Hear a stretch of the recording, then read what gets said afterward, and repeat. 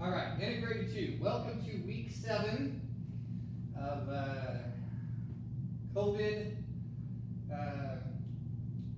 isolation or quarantine. Once again, as always, hope you guys are doing well.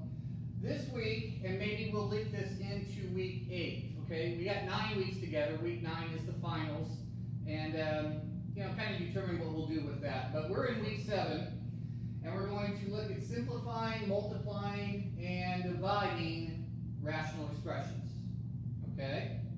And so, rational expression, we're going to simply simplify as a fraction. Okay? Remember, if it's an equation, it has an equal sign. An expression in math usually means it does not have an equal sign, but it could be reducing, adding, subtracting, multiplying, dividing. Okay? And this is an area where it's actually easier to multiply and divide than it is to add and subtract. If you think about adding and subtracting fractions, we know that multiplying and dividing is easier. Rational is our rational numbers. Okay, remember that's part of our real numbers. So these are things, rational numbers have been basically defined as something that you can turn into a fraction. So you know that if you just had a number, you can always put a 1 under it. Now, if it's a fraction, we can go all the way back to our junior high days, and I know that fractions are an area that is of weakness for a lot of you, but we can overcome that with this time together in integrated 2. So remember, reducing a fraction, which we've already done this semester, okay, is just canceling any factor in the numerator with any like factor in the denominator. That's simply what reducing is, or simplifying a rational expression. And then I want to spend some time today, we're going to be looking at multiplying. So multiplying rational expressions, since it's a fraction, step 1, you can cancel or reduce. So you might remember cross-canceling or canceling, but remember it's canceling any factor in the top with any like factor in the bottom. This and this are the same, okay? Then, we multiply tops and multiply bottoms, or fancier, multiply numerators and multiply denominators. And of course, if you remember back in our junior high days, at the end of every fraction, you see if you can reduce it again. Okay? And what that does is, there's some problems that could have been reduced in the beginning, and if you don't do it, it doesn't mean that you can't solve the problem. Okay?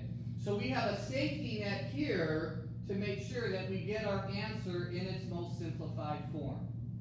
Okay, I'm going to take you through a series of 5 examples. So part 1 of week 7 is we're simply going to simplify rational expressions. And you can see the ones we've already done this semester, and you can see some here that we're going to add in with the multiplying. So, if you are familiar with this problem all the way back from January, we said that we're simply dividing monomials. Okay, so remember, back in January, this was dividing monomials. And we didn't call it rational expressions, but it was a rational expression. It was a fraction. It has a numerator and a denominator. And so if we come all the way back to here, we're all the way in step 3, where you remember all semester long, numbers with numbers, A's with A's, B's with B's, C's with C's, blah, blah, blah, Z's with Z's. Okay? And what I ask you guys to do is to get your answer ready. Okay? And so, I am ready for some things to go on the numerator, I'm ready for things to go denominator, and we do numbers with numbers.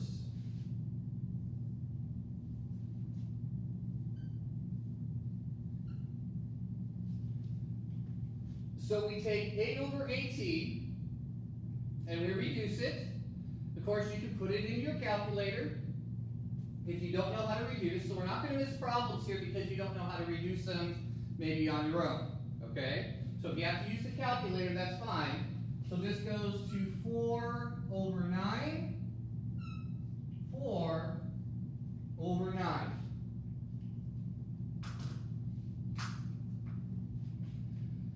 Then the original rules for dividing was to go ahead and subtract the top minus the bottom, but I showed you something a little bit different.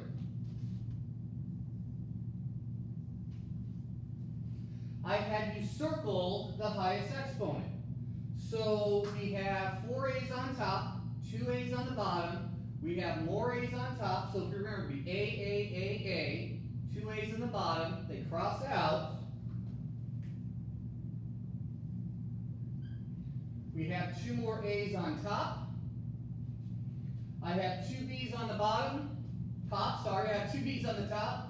I have 7 B's on the bottom. The B's on the bottom, there's 5 more of them. So once again, you can picture 2 B's here, 7 here. Well, let me get that right with my thumb. 5 are going to be left on the bottom, and we are B to the 5th. We take one more look to see if we have the 4 over 9. That looks good. They're both positive. Yes, that works. Yes, that works. And we're pretty much sure that our answer is right. Okay? So this is the simplified form. And if I told you what A was, and if I told you what B was, you could do all the order of operations and actually get a number out of this. But this is how we'll leave our answer. Okay? All right.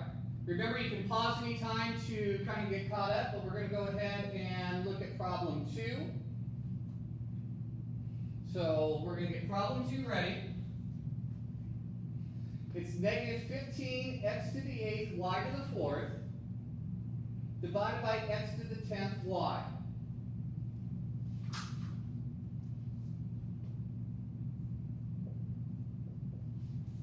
Now, if you look at a worksheet or something, you might see that they center the x to the 10th y. Okay? But notice, when you write the problem on your paper, when you're doing a problem and copying it down, just line them up underneath each other. Numbers with numbers, x's with x's, and y's with y's. So the first thing I would do is get my answer ready. Remember, because if there's nothing on the bottom, you could put a 1 and you wouldn't need it. But remember, there's some problems where you have a bottom and nothing on top, and that's where we put in skinny front. Okay. Probably the first thing I'd encourage you guys to do if we were together is say, hey, for those of you who need it, remember skinny friend is there.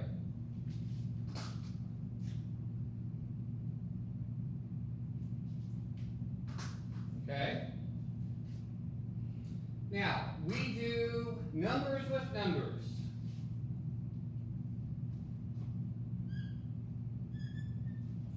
So, negative 15, there's no number down here, so he basically just comes over here to the final answer. I'm going to circle the 10 because it's higher. I'm going to circle y to the 4th because that is higher. And so I have 8 on top, 10 on the bottom. The x's on the bottom win by 2. I have 4 y's on top, 1 y on the bottom. The y's on top win by 3. And my final answer is negative 15 y cubed x squared.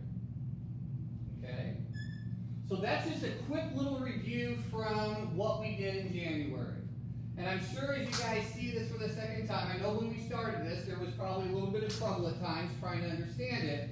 But if you think about everything we've done at this point, this probably looks a whole lot easier now and probably a lot faster to do.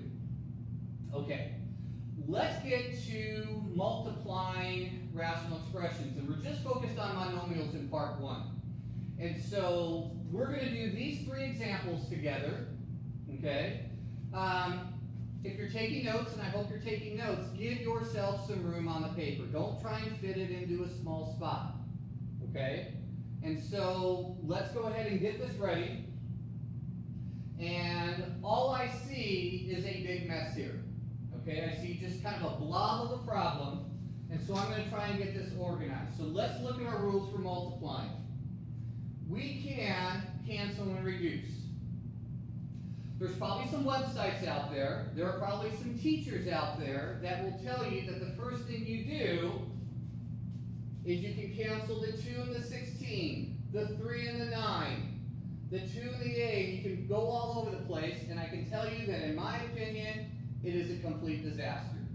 It is just a mistake waiting to happen, because all you end up with is marks all over the place.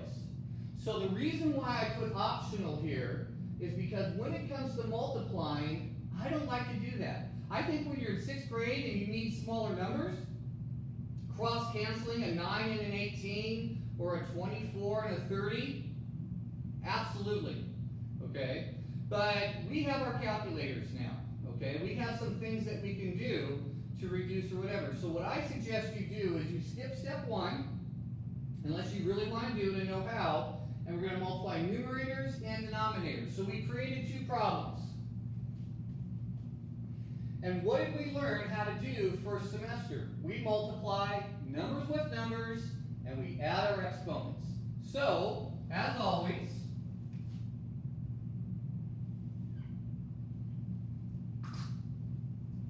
I'm going to treat this as 2 separate problems. So 2 times 9 is 18. Add 8 to the 7th. So make sure you multiply 2 times 9. Don't get into the habit of saying 2 plus 9 is 11. Multiply your numbers, add your exponents. So do not have 8 to the 10th. So make sure you separate that. Multiply numbers, add exponents. B is going to go along for the right. So it's b squared. So here we have 3 times 16 is 48. I'm going to bring in skinny friend. So we have 1 plus 4 is 8 to the 5th. All right, so don't forget about when they don't have an exponent, make sure you put skinny friend in there. And then 5 and 3 is b to the 8th.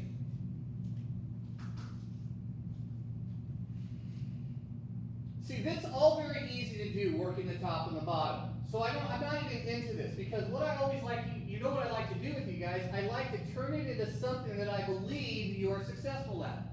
So in one simple step, I can turn this into that, okay? We can do this right here. And so I'm going to get ready here.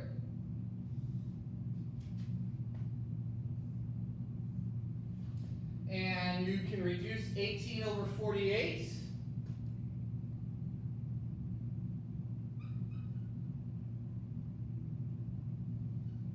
And I believe that's 3/8. 6 is the biggest number that goes in, so 6 goes into 18 3 times. 6 goes into 48 8 times, and I know that 3 over 8 is good.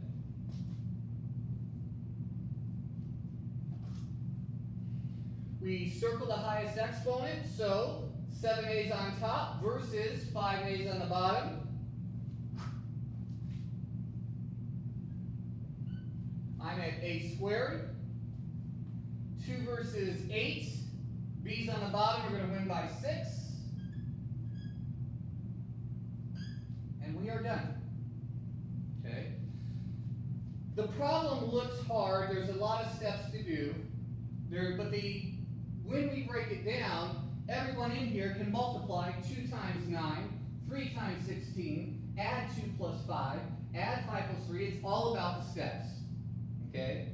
And so if you take each step down the line and take it individually, you're going to be in really, really good shape. All right? So that's what I kind of expect. So let's go ahead and hit these last 2. So we're going to do problems 4 and 5. So go ahead and write those down. Pause if you need to. And let's head for problem 4. Okay, so I have all my numbers. I am one who chooses not to cancel. And I go right into multiplying the tops. So that is 6 times 12 is 72. A squared. And I brought in skinny friend, so I have n to the first, which is n to the second.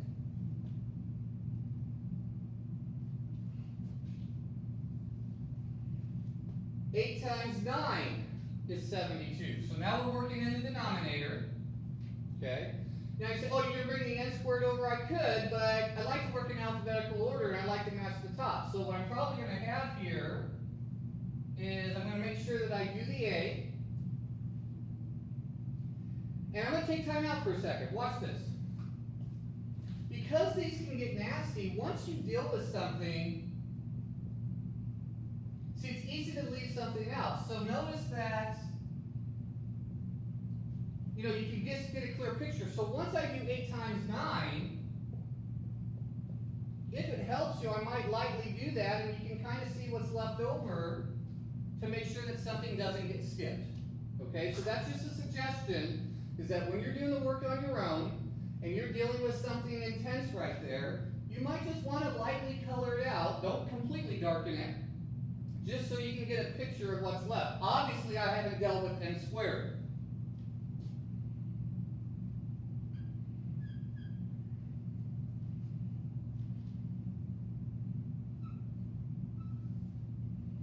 So now I'm going to simplify numbers with numbers.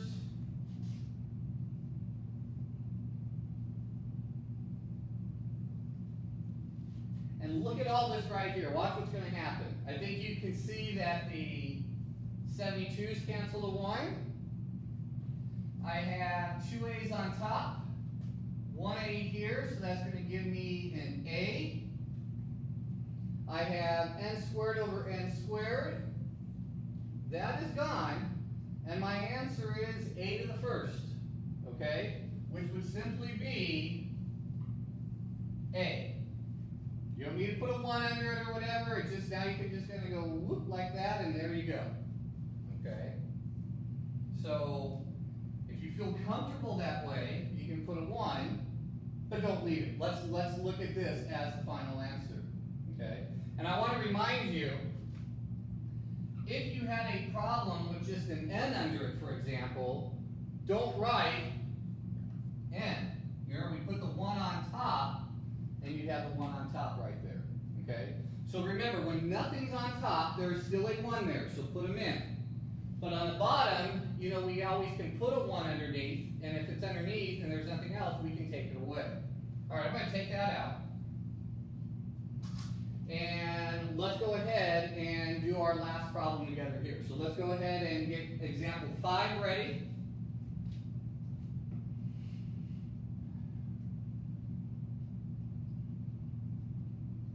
So of course, pause as always, and here we go.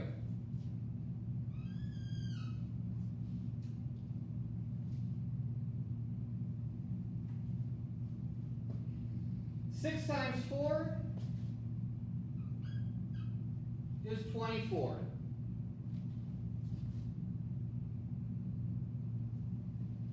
See, now I can work the ends, but once again, I like alphabetical order. So I see, I'm just looking at the top, I'm not worried about the bottom, so I see my a squared here.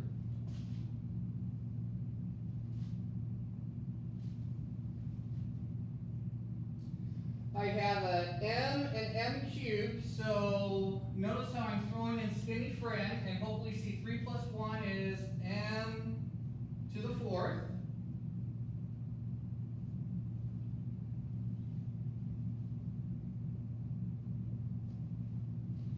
And then I just have this n sitting here. And notice, I probably could have easily left it out maybe if I didn't, you know, kind of cross some things out ahead of time. Look how easy it might be to get lost. But I'm going to go ahead and put them in.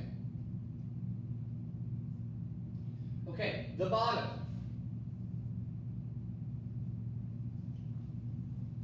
I have my 90.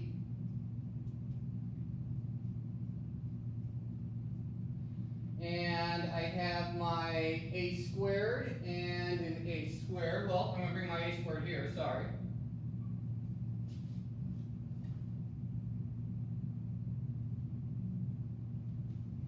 And I have my n cubed.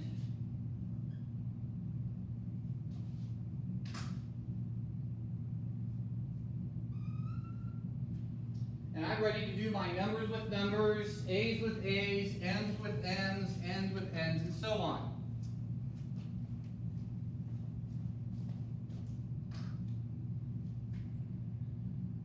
Okay, so I have 24 over 90, so I'm not asking you guys to do extra thinking. If you're like, oh, I don't want to reduce 24 over 90, that's why it's the year 2020.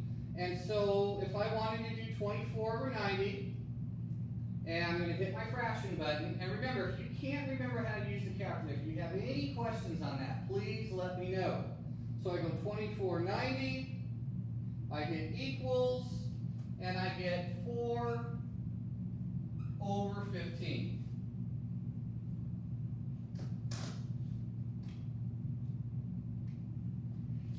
I'm going to circle the highest exponents. Remember, anything on top with this exact thing on the bottom is out. M to the fourth is by itself on top, so it just moves over in the answer. I have one n on top. Remember, I put the skinny friend in there. I have two n's on the bottom. That gives me n squared, or two n's on the bottom is n squared.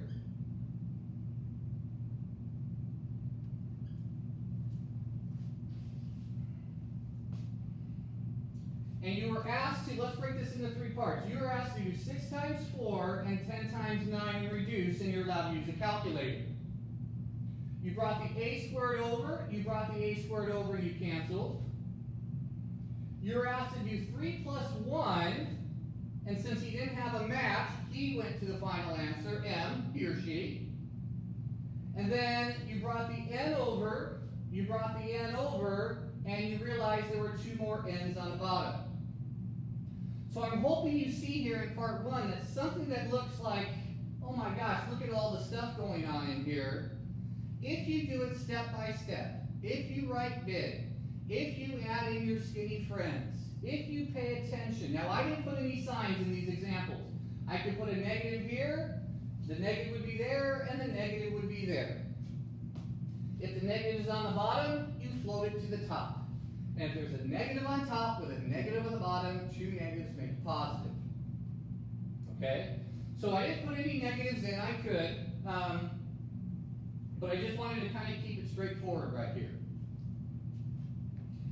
Alright, let's end this video right now. So to sum up, we are simply using the same rules for fractions that we should have learned in junior high.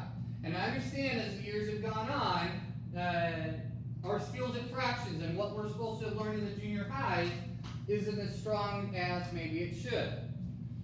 I hope you feel a lot more confident at the end of these 2 weeks about what a fraction is, because you are doing the same thing you would have done in junior high, and you're doing it on steroids. Okay? And so we're a lot more intense, but when you break it down step by step, I know I keep saying the same thing over again, you're going to be in really good shape. Okay? So I'm not going to put the assignment in part 1. The assignment will appear at the end of part 2, and we'll be getting part 2 to you here in just a little bit.